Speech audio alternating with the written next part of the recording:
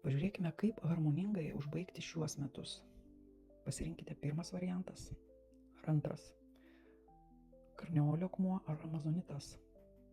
Pirmas, antras. Atsakysi jūsų klausimą.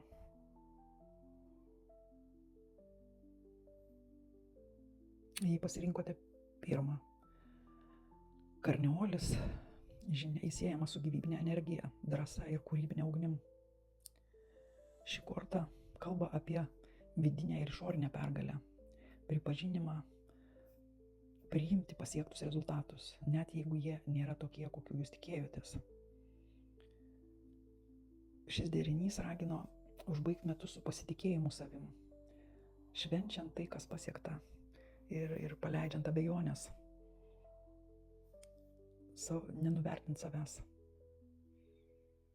Drąsiai tolin. Antras variantas. Amazonitas. Amazonitas neša ramę, švelnią energiją. Kalba su meile, be konflikto.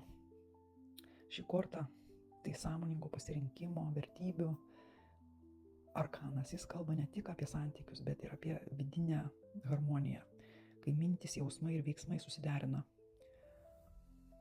Šis derinys kviečia užbaigti metus atvirai, per nuoširdumą, teisingus sprendimus, paremtų širdim, o ne baimėm.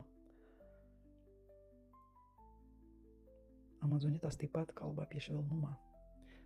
Pasitikim naujus metus, teisingai, harmoningai užbaigdami pradėtus darbus, santykius su žmonėm.